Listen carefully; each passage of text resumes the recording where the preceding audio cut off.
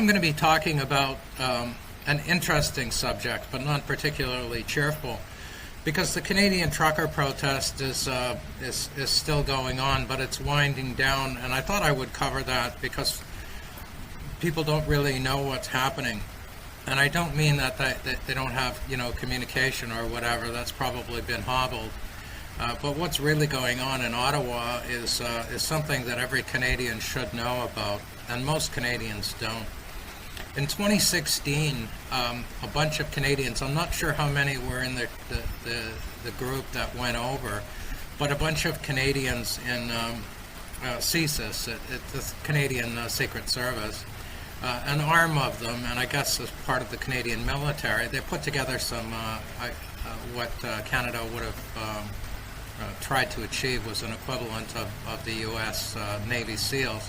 But they had this group that they sent over as advisors, or whatever they euphemistically call them. This group went over to eastern Ukraine, to the Donbass region. This was in 2016. And the end result was that they sent them right up into the line for recon almost immediately. And 5 or 6 were killed by machine gun fire almost immediately. And 5 or 6, for a total of 11, were pinned down in a minefield and picked off by sniper fire. The reason I'm telling you this story is that 11 Canadians went home in body bags, and that flipped a switch in the Canadian government's psyche at that point. And I think they sent maybe another 200 so-called advisors over to the Ukraine after that particular incident happened. But what happened to the Canadian government at that point was that they started looking more closely at these private military contractors, mercenaries by any other definition, I suppose, is what my personal feeling is. And I'm going to say before I start here that everything that I tell you is my personal opinion based on personal experience and observations. Nothing more than that. But what's happened here is that when Trudeau went into hiding in Tofino, when the truckers went into Ottawa, 2 things happened. One is that he started asking advice of his higher-ups, of the globalists, who are much smarter than him and know what the whole plan is, which I still don't think he does. The other thing is that probably as a result of that call, shortly thereafter, within a couple of weeks, Mark Carney, who used to be the head of the Bank of England and also the Bank of Canada before that, he put out an op-ed to the Globe and Mail, which is a Canadian newspaper, and he basically said that the truckers were seditious. They were trying to overthrow the government, which everybody knows is total nonsense. They're just trying to get these mandates removed because they're illegal. But that's what he said, and I knew at that point, I had a sinking feeling, because Mark Carney's no dummy. He may be a soulless, slimy piece of shit, which again is my personal opinion, but he's a smart guy. So as soon as he got in there, I started to think, okay, every time I look at this protest, because I know something's going to happen now that Carney's involved, I'm just assuming that. I don't know that for sure. But I thought to myself, if I was a slimy piece of shit, what would I do? And I knew what I'd do right away, There's a fine line between a sane, rational, decent human being and a slimy piece of shit. So all I had to do was kind of sidestep a little bit, and I was there. If I was Mark Carney, if I was already used to manipulating massive numbers of people, removing their rights and imposing regulations on them, and removing them from my body so they could run their dirty, greasy fingers through the hair of the public that I'm supposed to be protecting, the only thing that I would suggest, the recommendation that I would give to a little shitbag, spineless piece of garbage like Trudeau, is to get private military contractors in. And that's what they did, You don't have to be a rocket scientist. You look at these pictures of these people in different uniforms, and there's 2 subgroups of them. One is the real mercenaries. They're not officially mercenaries, but they're from the private military contractors. They get paid huge money. Their weapons are always as clean as they can possibly be. And these people, they're older than the average soldiers, but they never look scared, and their posture, it tells you military. If you've ever been in the military, I just did some basic training when I was a kid, but military people stand a certain way, and when they're in little groups, if you're observing them over a period of time, their eyes are always 360 degrees, even if it's casual, even if they're not under threat. But that's who they are. You'll know who they are because they won't have official badging, and they won't have their names on the uniforms. And then there's a second subgroup, and these are the shitbags. These are the people that don't have any training. They don't stand like the military does. They do get scared sometimes, and they're psychopaths. They hire them because they're particularly uncivilized and brutish. That's why they hired them. They hired a lot of psychopaths. So when I see these brave Canadian citizens and truckers and whatever standing there, gaslighting and appealing to these people, like, you're doing this to your brothers and sisters. No, they're not, because they're not your compatriots, because they're not from this country. They flew them in from Central and South America, from Eastern Europe, from everywhere and anywhere. That's the first thing that happened when Trudeau started getting world-class professional scumbag advice, was to bring in all of these people. So the real Canadian military and the police are moved to the periphery, so they don't have to witness what's going on in the middle. And in the pocket that is the city of Ottawa, for all I know, it could all be over by now, but these people that do the illegal measures like smashing into people's cars or arresting them without talking or without giving a badge number or anything, it's because they don't have one. They don't have one. They were brought here to terrorize the public.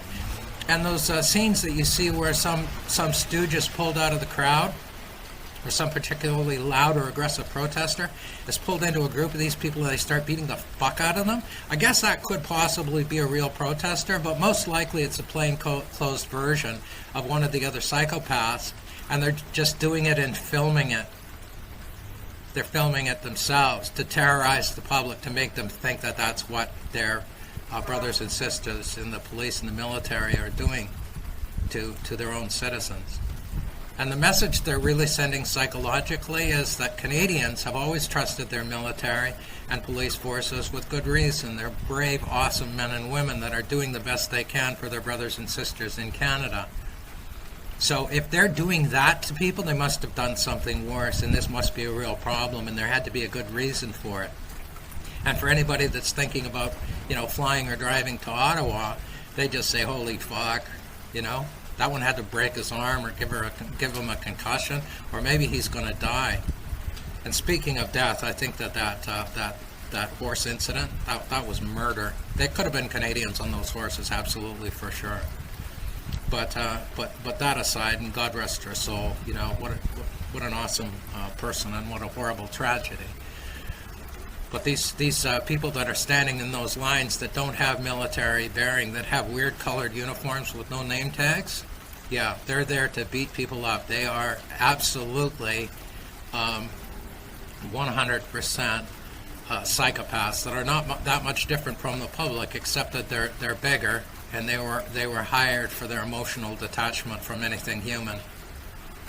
And unbeknownst to them, although it's not the same for the private military contractors, unbeknownst to them, if they so egregiously harm somebody that they kill them, those people who are actually bonused for the bruise, as far as I'm concerned, every time they bust somebody's head open or they step up the violence, that's worth more money to them, and they're fairly well paid, especially from where they're from. But if they happen to kill somebody, those people are offered an even better gig in another country, a third-party country, where they're flown to and euthanized. They're murdered because they don't want some town holy person hearing their confession in 10 or 20 years about the shit they did in Canada. They've got everything covered. They've got everything sealed. But this is illegal by international law standards, all of which Canada has signed on to. The private military contractors really came into their own in Iraq and Afghanistan, because Iraq and Afghanistan, of course, hadn't signed any of the accords that civilized countries agree to. And that's why they were allowed to operate so openly. But while this pandemic continues, and while these countries start cracking down on their people, they're all going to be mercenary armies. Yeah, I hope everybody knows what a mercenary is. It's the second oldest profession, and the first isn't shoemaker. These people have been around for thousands of years, but that's what they are. So before you stand in the line of fire or you see these goons getting ready to move forward, they're fucking coming, and they're not Canadians. And they don't give a fuck about you. And if they can give you 5 or 6 extra bruises, they're gonna get money for that. That's what they are. That's who they are. So beware these motherfuckers. And if you're around those professional soldiers, those people that have military bearing, that have the best weapons, that always keep a 360-degree view of the things that are going on, if you run afoul of them or they're around you, you make damn sure of one thing. That if you're doing anything aggressive and they can't see your hands, you're basically just volunteering to be shot. Because they won't think twice about it. They will not think twice. None of these people will. All they want is to get paid, is to complete their mission, get paid, and go home. And whatever comes in between them and that, you bet your ass they'll kill it.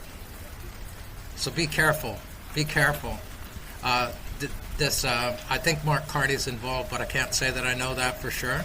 This has a cold, calculated psychopath decision-making process written all over it, and he's the most obvious one I can think of. And his letter to the Globe and Mail was a signal that he's involved now, and that's something that people that are there should be aware of.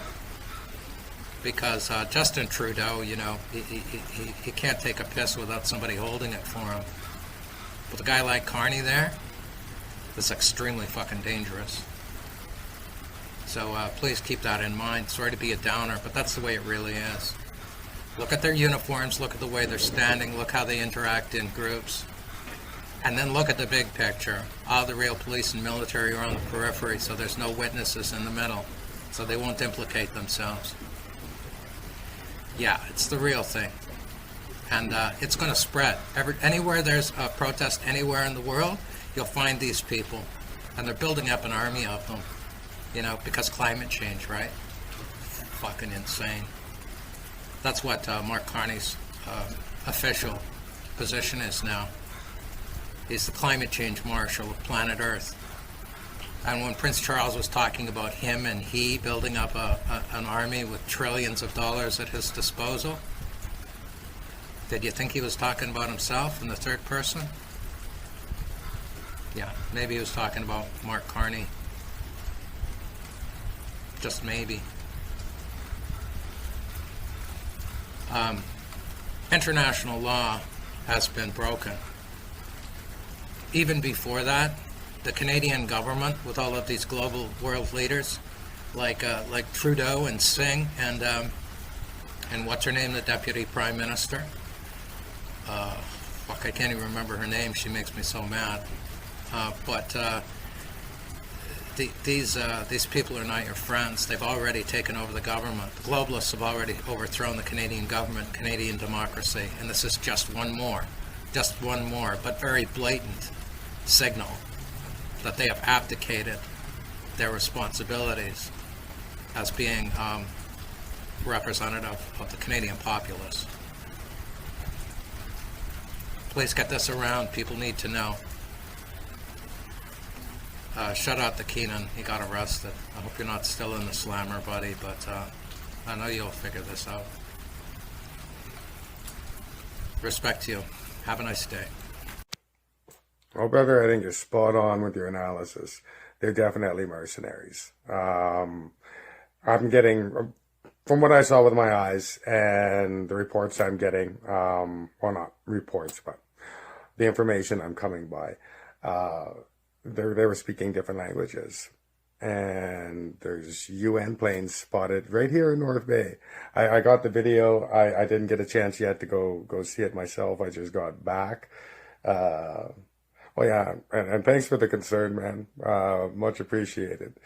Uh, I got charged again, mischief and obstructing the committing of a war crime. I guess that's a bad thing in a fallen country, but no fear. God's got my back. I'm good.